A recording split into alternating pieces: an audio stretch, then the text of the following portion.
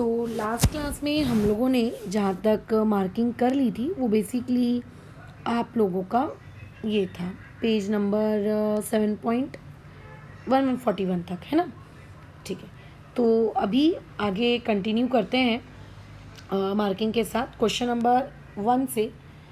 तो देखो, ये जो क्वेश्चंस हैं ये तो खुद डायरेक्टली आपको लिखने हैं, तो इसमें तो खैर कोई कंजूसी करने का कुछ है ही नहीं। बस इतना है, आंसर्स लिखते वक्त पॉइंट्स में लिखना, ठीक है, पैराग्राफ नहीं। अच्छा, उसके अलावा ये हो गया आप लोगों का क्वेश्चन नंबर 3 और बस इतना। अब आते हैं नीचे। अब यहाँ पे क्वेश्चन इस तरीके से पूछा जाता है, how oxygen shows anomalous behaviour with respect to other family members of the group.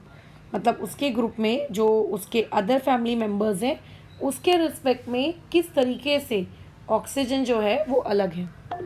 ठीक है, ये वाली चीज़ें पूछ लेता है। तो खैर हम लोगों को ये जो पॉइंट्स लिखे हैं बुक में अपना आंसर भी ऐसे ही देना है।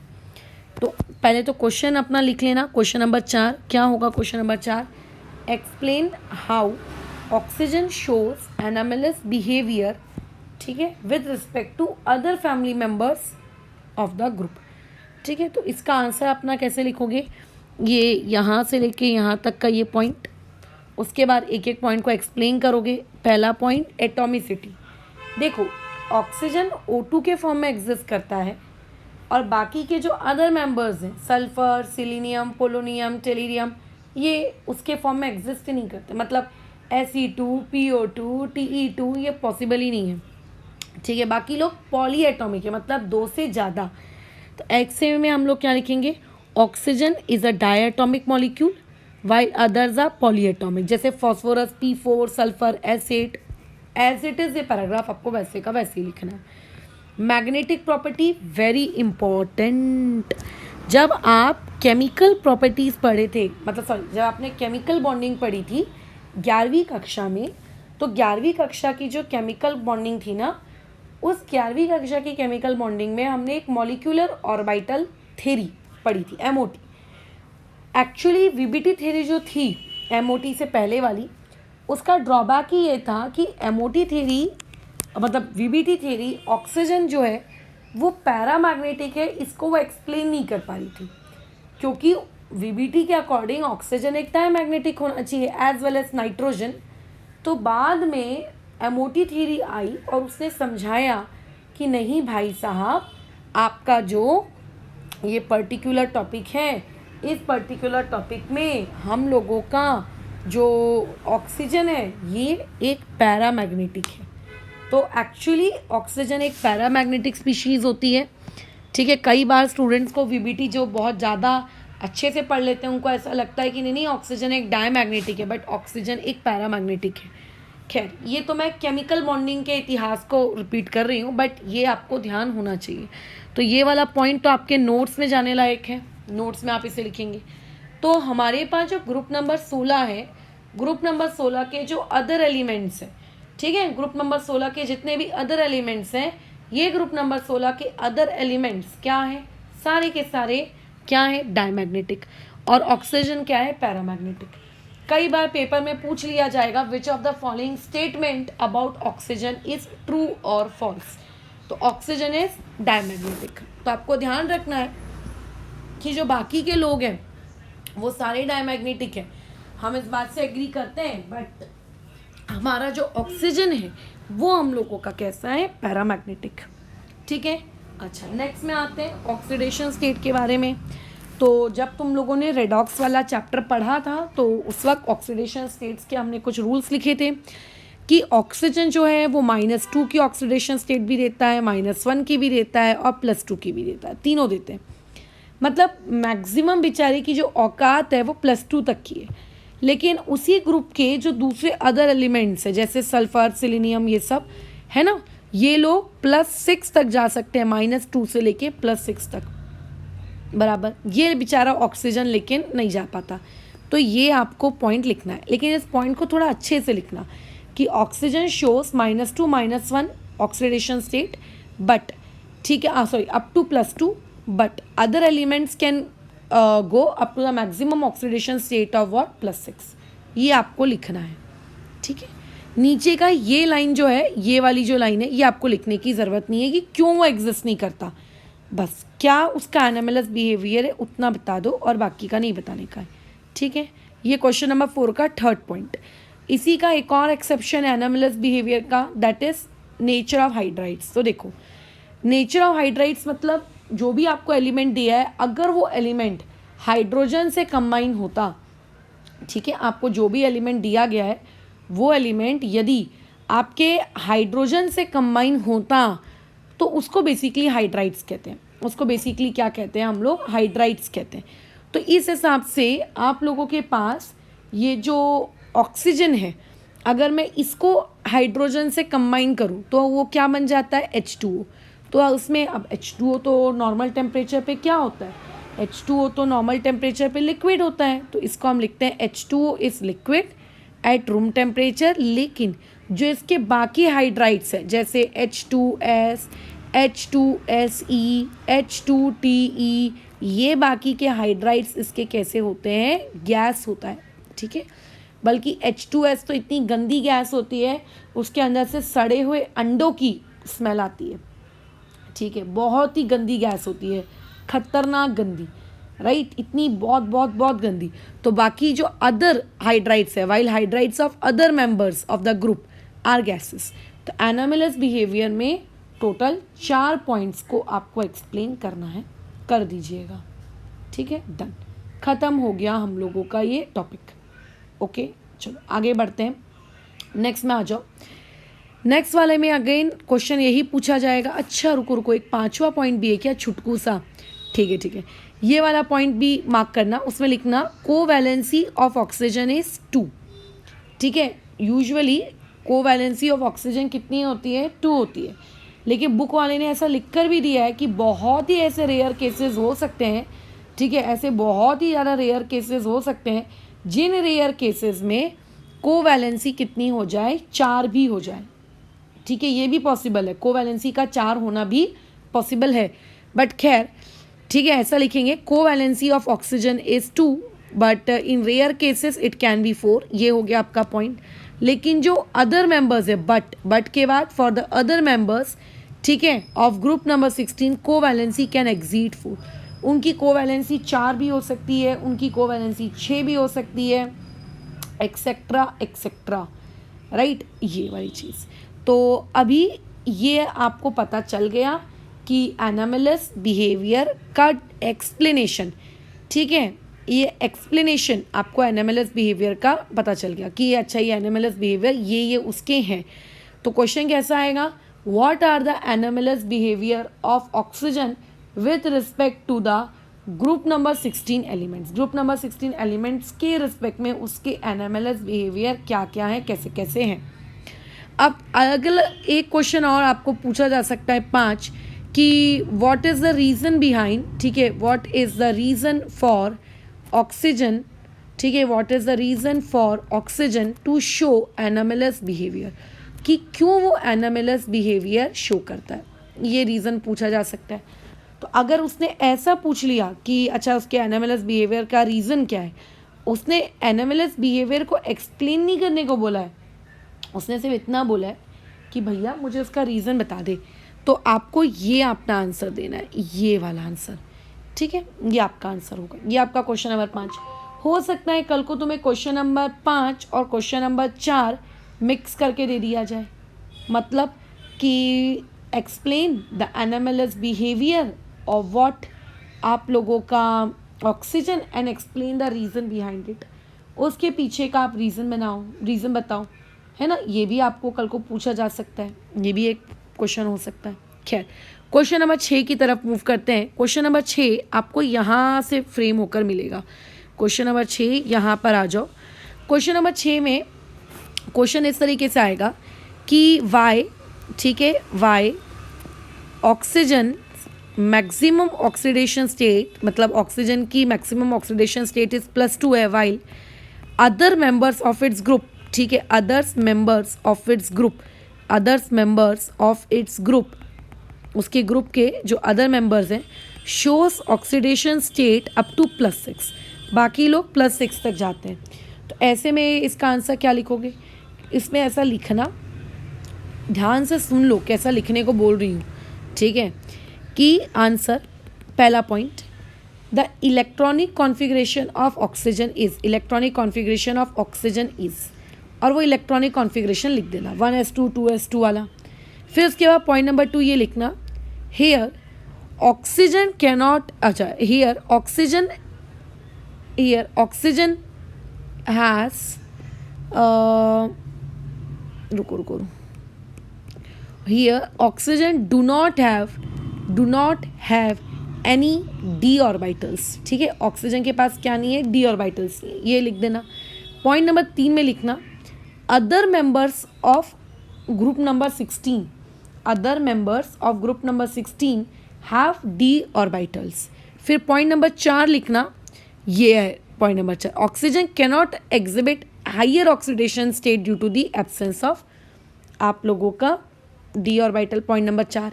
फिर पॉइंट नंबर 5 में क्वेश्चन को रिपीट करना कि हेंस ऑक्सीजन की जो मैक्सिमम ऑक्सीडेशन स्टेट है वो कितनी है, फलाना है, ठीक है, और उसके बाद बाकियों की देखो वो तो इतनी है, ठीक है, डन, बस खत्म कहानी, ओके। अच्छा, और क्वेश्चन नंबर 6 हो गया। अच्छा, क्वेश्चन नंबर 7 तो देखो ये बन गया कि oxygen forms only OF2 with fluorine, fluorine के साथ वो सिर्फ OF2 बनाता है, बट सल्फर अगर होता ऑक्सीजन की जगह तो SF6 बनाता। तो इसका सुनो आंसर क्या होगा, इसका आंसर क्वेश्चन नंबर 6 के जैसा ही होगा। Point number 1, electronic configuration of oxygen is, ठीक है। पॉइंट नंबर बी में वही सेम पॉइंट कि here oxygen do not have d orbitals. Point number C में देखो थोड़ा सा चेंज आएगा, पॉइंट नंबर सी में आपको ये लिखना पड़ेगा, electronic configuration of sulphur is, है ना।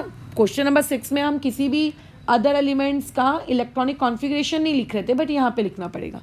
और पॉइंट नंबर डी में ये लिखना कि क्या नाम है उसका, here sulphur has vacant d orbitals, sulphur के पास वैकेंट d ऑर्बिटल्स है, ऐसा लिखना। ये 4 पॉइंट हो गए, ओके। फिर उसके बाद पॉइंट नंबर 5 लिखना, due to the presence of vacant, ध्यान से सुनना, बुक में नहीं है, मैं डिक्टेट कर रही हूँ, फिर ध्यान से सुनो, उसमें लिखना due to the presence of vacant d orbital in sulphur its covalency can be up to 6, but in case of oxygen there are no vacant d orbitals, hence its covalency is only 2, so therefore oxygen forms OF2 and sulfur forms SF6, ऐसा लिखोगे। so this will be a question number 7। Question number 8 इस use या brain power से आ सकता है, बोला जा सकता है कि इनमें से किसके पास हाइड्रोजन बॉन्डिंग है। देखो, जैसा हाइड्रोजन बॉन्डिंग का नाम है तुमको समझ में आ जाना चाहिए, वैसे ही उसका काम होगा। मतलब हाइड्रोजन तो डेफिनेटली वहाँ पर होगा ही होगा, ठीक है, डेफिनेटली वहाँ पर हाइड्रोजन तो होगा ही होगा, बट अब वो पूछ रहा है कि हाइड्रोजन बॉन्डिंग कब होगी। तो हाइड्रोजन बॉन्डिंग तभी होती है जब हाइड्रोजन किसी इलेक्ट्रोनेगेटिव एलिमेंट से अटैच्ड हो, और वो इलेक्ट्रोनेगेटिव एलिमेंट यूजुअली फोन होता है। कई बार ऐसा भी हो सकता है कि ट्रिपल बॉन्ड हो, कई बार ऐसा हो सकता है कि वहाँ पे आपका क्या कहते हैं 3 क्लोरीन हो, है ना, तो वो वाली चीज़ हो सकती है, माइट बी पॉसिबल, ठीक है, माइट बी वो सिचुएशन हो सकती है। लेकिन फ्लोरीन, ऑक्सीजन और नाइट्रोजन अगर है तो हाइड्रोजन बॉन्डिंग है। अगर सल्फर दिख रहा है, टेलीरियम दिख रहा है, सिलीनियम दिख रहा है तो नहीं। तो यानी कि इनमें से सिर्फ और सिर्फ हाइड्रोजन बॉन्डिंग किस में होती है, H2O में। ये क्वेश्चन MCQ में भी पूछा जा सकता है या इसी तरीके से 1 मार्क के लिए भी पूछा जा सकता है, ठीक है। तो ये बन जाएगा आपका क्वेश्चन नंबर 8 कि हाइड्रोजन बॉन्डिंग इनमें से किसको मिल रही है, किसके इसमें हाइड्रोजन बॉन्डिंग हो रही है, बस खत्म, ठीक है। ये आपकी कहानी छोटी सी। अच्छा, उसके बाद बोल रहा है कि हाइड्रोजन बॉन्डिंग आप शो करो, इसको छोड़ दो, फालतू के हाइड्रोजन बॉन्डिंग शो वो नहीं करना। तो ये एनामेलस बिहेवियर ऑफ ऑक्सीजन, इसको हमने मार्क कर लिया, ठीक है, इसको हम लोग मार्क कर चुके हैं। अब आगे चलो कंटिन्यू करते हैं। एनामेलस बिहेवियर ऑफ ऑक्सीजन पे आ जाओ। अब ये जो एनामेलस बिहेवियर ऑफ ऑक्सीजन है इसकी क्या बातचीत है। अब ये anomalous behaviour of fluorine not oxygen, तो उसमें भी पहला पॉइंट तो यही लिखना, anomalous behaviour of fluorine is due to following reason. अच्छा, क्वेश्चन नंबर आपसे 9 कुछ इस तरीके से पूछ सकता है कि यही वाला what is the reason for आपका fluorine to show anomalous behaviour, ऐसा आपसे क्वेश्चन पूछ सकता है। ठीक है, ऐसा क्वेश्चन आपसे पूछ सकता है वो। तो अगर ऐसा पूछेगा तो यहाँ से लेके यहाँ तक रीज़न दोगे। तुम अगर ध्यान दोगे ना तो ऑक्सीजन के एनामेलस बिहेवियर का रीज़न और फ्लोरीन के एनामेलस बिहेवियर का रीज़न देखो सेम है। दोनों में स्मॉल एटॉमिक साइज, यहाँ पे भी स्मॉल एटॉमिक साइज, यहाँ पे भी हाई इलेक्ट्रोनेगेटिविटी, यहाँ पे भी हाई इलेक्ट्रोनेगेटिविटी, यहाँ पे भी absence of inner D orbital, यहाँ पे भी एब्सेंस ऑफ डी ऑर्बिटल। बताओ, वो दोनों सेम ही पॉइंट है। आप चाहो तो absence of inner D orbital वाला यही सेम पॉइंट यहाँ पे लिख दो। आपको अलग से कुछ लैंग्वेज भी मत चेंज करो कि absence of d orbital in valence shell, है ना, ऐसा भी मत लिखो। आप डायरेक्ट लिख सकते हो। ठीक है, अच्छा, लेकिन यहाँ पे एक पॉइंट और है, लो एफ और एफ बॉन्ड डिसोसिएशन एंथैल्पी, मतलब फ्लोरीन के बीच का बॉन्ड बहुत ही आसानी से क्या हो जाता है, टूट जाता है। ठीक है, ये चीज़ आप यहाँ पे लिख सकते हो। खैर, नेक्स्ट वाला क्या है कि आखिर फ्लोरीन कौन कौन से एनामेलस बिहेवियर, ठीक है, वो शो करता है। ठीक है, कौन कौन से वो एनामेलस बिहेवियर शो करता है, आपसे ये पूछ सकता है। जैसे ऑक्सीजन में 4 पॉइंट्स है ना, atomicity, magnetic properties, oxidation state, hydrides और एक और था कोवैलेंसी। तो यहाँ पे भी, अब यहाँ पे इसके एनामेलस बिहेवियर थोड़े से अलग हैं ऑक्सीजन से। तो ये बना लेना अपना क्वेश्चन नंबर 10 कि what are the anomalous properties of what, fluorine. ठीक है, फ्लोरीन की एनामेलस प्रॉपर्टीज़ क्या क्या हैं, ये वाली चीज़ आपको वो पूछ लेगा। तो अगर उसने ये पूछा तो अब देखो इसका जवाब थोड़ा चालाकी से देना है हमको।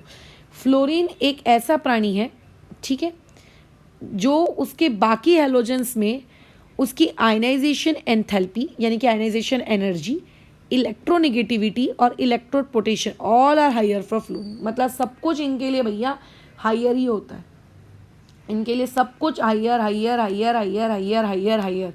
खैर, उसके बाद वो नीचे का जो मैंने मार्क नहीं किया है वो मत मार्क करना, वो लिखना भी मत। अच्छा, बाकी लेकिन आयनाइजेशन एनर्जी हाइयर है, इलेक्ट्रोनेगेटिविटी हाइयर है, बट उनके जो रेडियाई है, एटॉमिक रेडियाई, ज़रूरी नहीं है आप ये लिखो आयोनिक एंड क्या कहते हैं उसको, कोवैलेंट रेडियाई। आप सिर्फ इतना भी लिख सकते हो कि atomic radii, melting point, boiling point, ठीक है, और आपका जो इलेक्ट्रॉन गेन एंथैल्पी है, ये सब उनकी कैसी होती है, लोअर होती है। ठीक है, ये सब उनकी क्या होती है, आपकी लोअर होती है। ठीक है, देन एक्सपेक्टेड। खैर, ये सारी बातचीत तो हमने जब चार्ट्स पढ़े थे, उन चार्ट्स में भी हमने इन सारी बातचीतों का डिस्कशन ऑलरेडी किया हुआ है ना, किया था इसका डिस्कशन एक एक वर्ड्स को देखते हुए। अच्छा, खैर, नेक्स्ट उसके बाद हमने क्या है, fluorines, reaction of fluorines are exothermic. इनकी रिएक्शन बहुत ही एक्सोथर्मिक होती है, इसीलिए ऑर्गेनिक केमिस्ट्री में आप कभी भी HF नाम का जो पर्टिकुलर कंपाउंड है आप उसको नहीं देखेंगे, आप कभी उसको नहीं पाएंगे कि अरे HF भी यहाँ पर है करके, आप उसको छोड़ देते हैं, उसके साथ कभी भी आप क्या नहीं करते, काम नहीं करते। ठीक है, चलो आगे बढ़ो। तो ये 3 हो गए। अच्छा, उसके अलावा बाकी के जो आपके अदर हेलोजेंस होते हैं like chlorine, bromine, iodine type के लोग, ये क्लोरीन, ब्रोमीन, आयोडीन टाइप के लोग पता है क्या करते हैं, ये क्लोरीन, ब्रोमीन, आयोडीन टाइप के लोग आपके बहुत सारे ऑक्सो एसिड्स बनाते हैं। बहुत सारे ऑक्सो एसिड्स का मतलब होता है हैलोजन का ऑक्सीजन के साथ का वो कॉम्बिनेशन। बहुत सारे ऑक्सो एसिड्स बनते हैं, बहुत सारे। लेकिन आपका जो फ्लोरीन है, फ्लोरीन सिर्फ एक ही ऑक्सो एसिड बनाता है, बाकी के अदर हैलोजेंस बहुत सारे बनाते हैं। तो ये पॉइंट तो आपको खैर पूरा ही लिखना पड़ेगा। ठीक है, ये वाला पॉइंट तो तुम्हें पूरा ही लिखना पड़ेगा। अच्छा, और आगे क्या देखते हैं उसकी तरफ भी। अच्छा, नेक्स्ट पॉइंट में आ जाओ। नेक्स्ट पॉइंट आप लोगों का क्या है, हाइड्रोजन फ्लोराइड यानी कि HF एक लिक्विड है। ठीक है, अच्छा, तो क्या दिक्कत है मैडम, लिक्विड है तो? अरे भाई, दिक्कत ये है कि बाकी के जो अदर हैं जैसे HCl, HBr, HI, ये सारे के सारे लोग क्या हैं, ये सारे के सारे लोग आपके गैसेज हैं। तो ये जो पर्टिकुलर पॉइंट है आप नोट्स में लिख लीजिएगा, ये तो आपको पता ही होना चाहिए कि HF इकलौता लिक्विड, जैसे H2O में नहीं हुआ था, H2O इकलौता लिक्विड था, है ना, वो इकलौता लिक्विड था। और उसके बाद क्या हुआ था, वहाँ पर दिक्कत क्या हुई थी कि जो उसके बाकी के थे H2O, H2S, ये सारे के सारे आपके क्या हो गए थे, ये सारे के सारे आप लोगों के क्या हो गए थे, ये सारे के सारे गैस। तो यहाँ पे भी वही सेम सिचुएशन है, ठीक है, यहाँ पर भी वही की वही सेम सिचुएशन है आपकी, यहाँ पर भी वही होता है, ठीक है। चलो अब आगे बढ़ते हैं। ये हो गया क्वेश्चन ख़त्म, बराबर। अच्छा, अब इसमें एक क्वेश्चन नंबर कौन सा चल रहा था, खैर ये हमारा 10। क्वेश्चन नंबर 11 देखो इस तरीके से पूछा जा सकता है कि वाई HF इज़ लिक्विड, ठीक है, HF इज़ लिक्विड। बल्कि यही सेम क्वेश्चन ऐसा भी पूछा जा सकता है, HF के बदले H2O is liquid, then their other members of their group, then other members of their group, other members of their group, मतलब उनके जो ग्रुप के अदर मेंबर्स हैं उनके रिस्पेक्ट में ये दोनों क्यों, मतलब अकेले ये लोग लिक्विड हैं, आखिर क्यों, इसका रीज़न बताओ। इस तरीके से कुछ ने चीज़ें तुमसे पूछ ली, फिर क्या करोगे। तो ऐसे में उसको कैसे जवाब देंगे हम लोग, हम उसके पास गए, हम उसको सिर्फ इतू सा जवाब देंगे, ये जो मैं मार्क कर रही हूँ, due to strong hydrogen bonding, ख़त्म। यानी कि क्वेश्चन नंबर 11 में तुम्हें क्या करना है, तुम्हें पहले अपना पूरा क्वेश्चन लिखना है कि H2O/HF, ठीक है, इस आपका व्हाट इज़ आप लोगों का liquid because of the presence of आपका स्ट्रॉन्ग हाइड्रोजन बॉन्डिंग, ख़त्म, ठीक है। ये आपका सवाल, इतना सा लिखना है और वापस आना है, ठीक है, इतना सा लिखना है और वापस आना है, और कुछ नहीं करना है, ठीक है। चलो आगे बढ़ते हैं। क्या बोला है उसमें, नेक्स्ट में अब आ जाता है वो केमिकल प्रॉपर्टीज़ ऑफ एलिमेंट और ग्रुप नंबर 16, 17, 18। तो ऑक्सीडेशन स्टेट वाली चीज़ तो मैं आपको ऑलरेडी पढ़ा चुकी हूँ, ठीक है। तो इसमें देखो हम लोगों को ज़्यादा अपना दिमाग एक्चुअली खर्च नहीं करना है, ठीक है, इसमें हमको थोड़ी सी ही चीज़ों में अपना काम चलाना है। अब वो थोड़ी सी चीज़ें क्या हैं कि कॉमन ऑक्सीडेशन स्टेट, ऑक्सीजन की कॉमन ऑक्सीडेशन स्टेट -2 है, बस ये पॉइंट्स नोट्स में लिखना, ये नोट्स नंबर 3 में लिखना, मतलब कौन सी उसकी कॉमन ऑक्सीडेशन स्टेट है आपको ये पता होना चाहिए, ठीक है, ये आपको पता होना चाहिए कि उसकी कॉमन ऑक्सीडेशन स्टेट कौन सी है। अच्छा चलो ठीक है। उसके अलावा उसने क्या बोला है, सिर्फ 2 केसेस को छोड़कर, वो तो मैंने भी पढ़ाते वक्त बताया था, OF2 के केस में उसकी ऑक्सीडेशन स्टेट हो जाती है +2, और सेम अगर हम लोग पैरोक्साइड्स की बात करें तो पैरोक्साइड्स यानी कि H2O2, Na2O2 इस टाइप में उसकी ऑक्सीडेशन स्टेट हो जाती है -1। तो ये जितना भी मार्किंग मैंने कराई है ये नोट्स में जाएगा, कॉमन ऑक्सीडेशन स्टेट -2, फिर इन H2O2 इन N2O2 यानी कि पैरोक्साइड्स, ये ऑक्सीडेशन स्टेट आपकी कितनी हो जाती है, ये ऑक्सीडेशन स्टेट हो जाती है आप लोगों की, बोलो कितनी आपकी -1, और OF2 के केस में ये वाली चीज़ कितनी हो जाती है, ये हो जाती है आप लोगों की आपकी +2, इस तरीके से। खैर, और जो अदर एलिमेंट्स की बात करें तो अदर एलिमेंट्स मतलब सल्फ़र टाइप के लोग, अगर मैं सल्फ़र टाइप के लोगों की बात करूं तो सल्फ़र टाइप के लोगों के केस में, अदर एलिमेंट्स के केस में जो कॉमन ऑक्सीडेशन स्टेट है वो है +4 एंड +6, ठीक है। कॉमन ऑक्सीडेशन स्टेट क्या है उनकी, +4 और +6, ठीक है, कितनी है, +4 और +6। और उसके अलावा जैसे जैसे आप डाउन द ग्रुप जाते हो, ठीक है, जैसे जैसे आप डाउन द ग्रुप जाते हो, समझता है ना डाउन द ग्रुप का मतलब क्या होता है, ठीक है, जैसे जैसे आप डाउन द ग्रुप जाते हो तो डाउन द ग्रुप जाने पर +6 ऑक्सीडेशन स्टेट की जो स्टेबिलिटी है, ठीक है, वो क्या होती है, डिक्रीज होती है, याद रखोगे। और स्टेबिलिटी, ठीक है, किसकी, लोअर ऑक्सीडेशन स्टेट यानी कि +4 की इंक्रीज होती है, मतलब +4 वाले आपको क्या मिलेंगे, आप लोगों को ज़्यादा मिलेंगे, ठीक है, एज़ कम्पेयर टू +6 वाले। किसका रीज़न क्या है, due to inert pair effect, ये आपको याद रखना है, ठीक है। तो यहाँ से यहाँ तक का जो क्वेश्चन है बहुत इंपॉर्टेंट है। यहाँ पर आपका क्वेश्चन नंबर क्या है, 10 तक तो हो गया था, 11, क्वेश्चन नंबर 12 आपका क्रिएट हो जाएगा कि why while moving down the group, while moving down the group, ठीक है, while moving down the group stability of oxidation state, ठीक है, +6 डिक्रीजेस, ठीक है, +6 डिक्रीजेस, बट ऑक्सीडेशन स्टेट की +4 इंक्रीजेस, उसकी स्टेबिलिटी क्यों इंक्रीज होती है, ठीक है। तो due to inert pair effect, बस इतना वर्ड आपको लिखना है, बाकी तो खैर पूरा का पूरा क्वेश्चन ही हम लोग रिपीट कर रहे हैं, है ना, तो उसमें ज़्यादा दिमाग अपना खर्च मत करना। खैर आगे बढ़ो। तो आगे जब तुम गए तो आगे तुम लोगों के पास ये ट्राई दिस वाला डब्बा था। तो खैर ये ट्राई दिस वाला डब्बा पेपर में आ सकता है, तो ये ट्राई दिस वाला डब्बा आपको भरना है। ठीक है, क्वेश्चन नंबर 13 का ये ट्राई दिस वाला डब्बा आपको भरना है। ये आपको टारगेट की बुक के पीछे इसका पूरा अच्छे से सोल्यूशन लिखा हुआ तुमको मिल जाएगा। तो ये ट्राई दिस वाला डब्बा भर के रख लेना, बस डन। ओके, अच्छा अब आगे आते हैं, कंटिन्यू करो। फिर आ जाते हैं ग्रुप नंबर 17 में। अच्छा रुको रुको रुको, क्वेश्चन नंबर 14 आपको ऐसा भी आ सकता है कि explain oxidation state in group number 16। मतलब ग्रुप नंबर 16 में ऑक्सीडेशन स्टेट को आप एक्सप्लेन करिए। इस तरीके से कोई चीज़ आपसे पूछी जा सकती है। तो अगर ग्रुप नंबर 16 में ऑक्सीडेशन स्टेट एक्सप्लेन करना है तो देखो पॉइंट्स ऐसे लिखोगे। Oxygen, the common oxidation state of oxygen is -2, ये पॉइंट नंबर 1। उसके बाद लिखना इन 2 cases, that is in case of OF2 oxidation state of oxygen will be आपका कितना +2 एंड इन पर ऑक्साइड्स इट विल बी -1। ये हो जाएगा आपका पॉइंट नंबर 2। थोड़ा अपने लैंग्वेज में लिखना। पॉइंट नंबर 3 में ये लिखना for other elements the common oxidation state is +3 +4 and +6। फिर उसके बाद पॉइंट नंबर 4 में ये लिखना स्टेबिलिटी वो नीचे नीचे नीचे नीचे नीचे नीचे जाते जाते जाते जाते क्या हो जाती है, डिक्रीज हो जाती है। बस ख़त्म, इतनी कहानी। That is very very very very sufficient. ठीक है, ये बहुत ज़्यादा सफिशिएंट है। खैर, और उसके बाद क्वेश्चन नंबर 15, यही सेम क्वेश्चन कि हैलोजेंस के केस में, ठीक है, आप क्या करिए, एक्सप्लेन करके दीजिए ऑक्सीडेशन स्टेट को।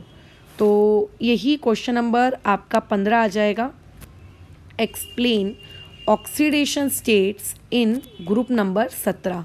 तो ग्रुप नंबर 17 में क्या लिखोगे, पहला पॉइंट यहाँ से लेकर यहाँ तक, ठीक है। अच्छा, उसके बाद दूसरा पॉइंट यहाँ से लेके यहाँ तक, ठीक है। अच्छा, उसके बाद यहाँ से लेके यहाँ तक पॉइंट नंबर 3, और उसके बाद बस ख़त्म। ये इतना 3 पॉइंट्स में आपका आंसर ख़त्म। अब जो क्वेश्चन नंबर 16 है, क्वेश्चन नंबर 16 से इस टाइप का क्वेश्चन बन सकता है। रुको मैं देख लेती हूँ नीचे कहीं दिया तो नहीं है। हाँ देखो, इस टाइप का क्वेश्चन बन सकता है कि YClF, ठीक है, रुको रुको, YClF नहीं, IF7 एग्जिस्ट, ठीक है, IF7 एग्जिस्ट बट नहीं, IF7 ही, ICl7 कर दो, ICl7 exist but FCl7 does not. ठीक है, ये एग्जिस्ट नहीं करता। ऐसा क्यों? तो उसका जवाब वही है हमारा जो हमने तभी दिया नहीं था इस वाले क्वेश्चन के लिए, ये वाले क्वेश्चन के लिए सेम वही। पहले लिखना कि electronic configuration of fluorine is, पहला पॉइंट। दूसरा पॉइंट ये लिखना in fluorine there are no vacant d orbitals, ठीक है। और उसके बाद पॉइंट नंबर 3 लिखना आयोडीन का कॉन्फ़िगरेशन। अगर तुम पॉइंट नंबर 3 में लिखना चाहते हो तो लिख दो, या फिर स्किप कर सकते हो और डायरेक्ट लिख सकते हो आयोडीन कंटेन्स डी ऑर्बिटल्स, ठीक है, उसके बाद डी ऑर्बिटल है ना। उसके बाद पॉइंट नंबर 4 में ये लिखना कि therefore fluorine cannot expand it octet while iodine can. फिर पॉइंट नंबर 4 में क्वेश्चन रिपीट करके लिख देना, ठीक है, इस तरीके का काम। अच्छा, और उसके बाद क्वेश्चन नंबर कौन सा है, 18 नहीं 17, वही है, explain oxidation state in group number 18। Group number 18 में एक्सप्लेन करो। तो ग्रुप नंबर 18 में क्या लिखोगे, ग्रुप 18 एलिमेंट, ठीक है, have no tendency to accept और गेन इलेक्ट्रॉन, ठीक है, और दे आर 0 वैलेंट, ठीक है, बस ये लिख देना। और उसके बाद क्या लिखोगे, हाँ, xenon has larger atomic size, यहाँ से यहाँ तक, there hence it can exhibit higher oxidation state. Continuation में है वो पॉइंट, ओके। और हाँ बस ख़त्म। फिर उसके बाद ये पॉइंट लिख देना covalent compound showing higher oxidation state. बल्कि इससे ना क्वेश्चन नंबर 18 भी तुमको फ्रेम करके दिया जा सकता है कि what are the compounds of xenon, ठीक है, कि जेनॉन के कौन कौन से कंपाउंड्स होते हैं। ये क्वेश्चन आपको यहाँ से फ्रेम करके वो दे देगा कि जेनॉन के कंपाउंड्स बताओ, या हो सकता है कल को स्पेसिफाई करके भी पूछ सकता है, write down the compounds of xenon having +6 oxidation state. तो अगर +6 वाले पूछे हैं तो +6 में तो फिर यही दोनों आएंगे, ठीक है। इस तरीके के क्वेश्चन पूछा जा सकता है। तो ये हो गया क्वेश्चन नंबर 18।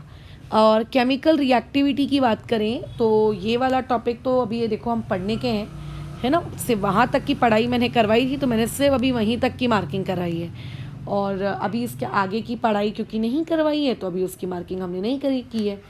तो पहले अभी इसकी मार्किंग यहाँ पर रोकते हैं, इसके आगे की मार्किंग जब हम आगे की पढ़ाई कर लेंगे तब करेंगे, ठीक है। फिलहाल अभी एक बार टेक्स्ट बुक से देख लूँ मैं, 2 मिनट रुको, कि कौन कौन से क्वेश्चन तुम कर चुके हो मार्क, या फिर कौन कौन से क्वेश्चन तुम्हें टेक्स्ट बुक से लिखने हैं। तो टेक्स्ट बुक की अगर हम बात करें, कहाँ आ जाओ, question number 18, question number 18, 2 minute रुको, हाँ देखो, कहाँ गया, मैंने अभी तुमसे क्या कहा था।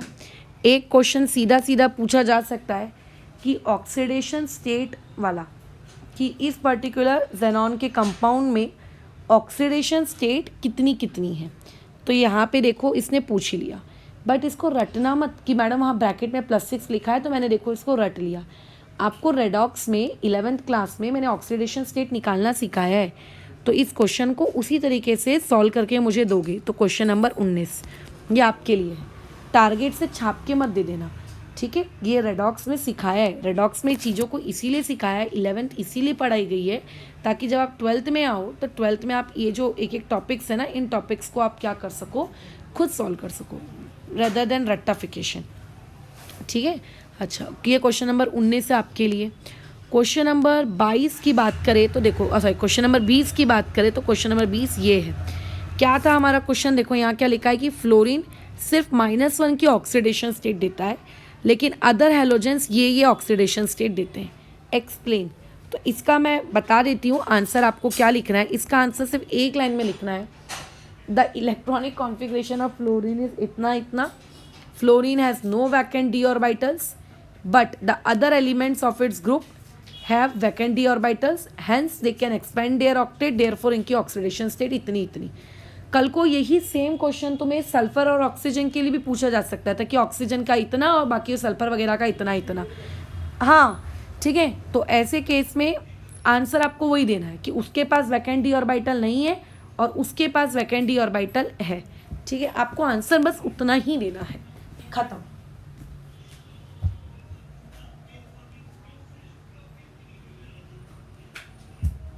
अच्छा, और बाकी देख लेते हैं और क्या मार्किंग है। क्वेश्चन नंबर 20 आज की क्लास का मार्क कर लिया, फिर ऊपर तो अभी खैर कुछ पढ़े नहीं है, और उसके अलावा रुको, नहीं अभी तो ये पढ़ने के हैं। अच्छा, ये हमने उस दिन की क्लास में एलोट्रोप्स के बारे में पढ़ लिया था ना, राइट। अच्छा ठीक है। तो ये क्वेश्चन नंबर 21 ये आपको टारगेट से लिखना है, रोम्बिक सल्फर और मोनोक्लिनिक सल्फर इनके बीच का डिस्टिंग्विश, ठीक है, ये आपको टारगेट से लिखना है। और उसके अलावा खैर और तो कुछ है नहीं। अब तुम ये देखो, मैंने तुमको एनामेलस बिहेवियर वाली तक मार्किंग करवाई है ना, मैंने तुम्हें एनामेलस बिहेवियर तक की मार्किंग करवाई है, बट एक्सरसाइज में वो क्वेश्चंस नहीं है। तो ऐसा मत सोचना कि अरे एक्सरसाइज में वो क्वेश्चन नहीं है तो हमारे पेपर में भी नहीं आएगा, ये ऐसा नहीं होता है। खैर, उसके अलावा ये वाला क्वेश्चन नंबर 22 है आपका, ये भी मैंने पढ़ाया है। सिलीनियम के एलोट्रोपिक फॉर्म्स के आप नाम बताइए। तो ये आप क्या तो मेरे नोट से ही देख सकते हो या फिर टारगेट में जो है आप उससे कर सकते हो, क्योंकि हम लोग पढ़ चुके हैं ना। अच्छा, ये भी आपको सॉल्व करके रखना है 23 कि H2SO4 में ऑक्सीडेशन स्टेट सल्फर की कितनी होगी। रेडॉक्स में क्योंकि सिखाया है ऑक्सीडेशन स्टेट कैलकुलेट करना, ठीक है, तो आना चाहिए। क्वेश्चन नंबर 24 ये भी आपको करना है, TiO3 की ऑक्सीडेशन स्टेट। और ज़रूरी नहीं कि जो एक्सरसाइज में पीछे ऑक्सीडेशन स्टेट दी है वही बोर्ड पेपर में आए, कुछ भी आ सकता है, इसीलिए बोल रही हूँ, रटना नहीं। रटोगे क्या होगा ज़्यादा से ज़्यादा, अभी तो हो जाएगा, अरे वाह मेरे को एक्सरसाइज के पीछे के आंसर्स याद है, बट बाद में क्या होगा, बाद में तो ये हो जाएगा ना कि अरे यार मुझको तो करके आता ही नहीं है निकालना, कल को कोई नया कंपाउंड आ गया फिर क्या करने वाले हो। तो इससे बेटर है कि पढ़ लो, पढ़ लोगे तो तुम्हें तकलीफ़ कम होगी, ठीक है। अच्छा, और कुछ ऊपर क्वेश्चन है क्या? और कुछ क्वेश्चन है क्या, देख लेते हैं। तो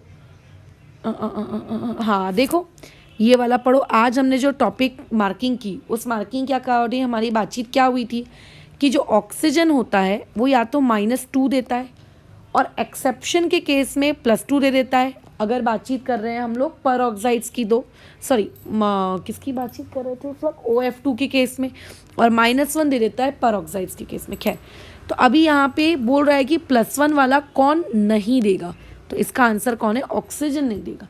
ऑक्सीजन +4 तक जाता ही नहीं है, ठीक है। तो आप जो भी बुक में एक एक लाइन पढ़ते हैं ना, उस एक एक लाइन से क्वेश्चन आ जाते हैं, ठीक है। ओके, अब जैसे यहाँ देखो, which of the following occurs in liquid state at room temperature. तो हमारी क्या बातचीत हुई थी कि HF, HCl, HBr और HI। HF एनामेलस बिहेवियर देता है और HF एक लिक्विड होता है। क्यों होता है लिक्विड? क्योंकि हाइड्रोजन बॉन्डिंग की वजह से। तो ऑब्वियस है कि ये आपका लिक्विड होगा। मैडम लेकिन HiO3 के बारे में तो नहीं पता ना। भैया नहीं पता, दुनिया के हर केमिकल की तो फिजिकल स्टेट तुम याद नहीं रख सकते ना। तो जो पता है उसके अकॉर्डिंग तो आंसर HF है, बस ख़त्म कर दो अपनी मार्किंग, ठीक है। इस तरीके से क्वेश्चन किए जाते हैं बुक में। आप जो एक एक अक्षर पढ़ेंगे, उस एक एक पढ़े हुए अक्षर से क्वेश्चन फ्रेम होंगे। तो आज की नोट्स मार्किंग तुम लोगों को दे दी गई है। इस नोट्स मार्किंग को तुम लोग कैसा है अपना करके रखना, ठीक है। अच्छा, तो फिलहाल आज की क्लास यहाँ पर हम रोकते हैं। कल की क्लास में हम आगे का डिस्कशन करेंगे, जिसमें ये केमिकल रिएक्टिविटी वाला टॉपिक हमको कल कंप्लीट करना है। और उसके बाद हाँ, अब देखो, एक मैं तुम्हें बता देती हूँ, जो बोर्ड्स वाले हैं वो सिलेबस डिलीट किए थे कोविड के दौरान, उसके नेक्स्ट ईयर भी, इस पर्टिकुलर टॉपिक का।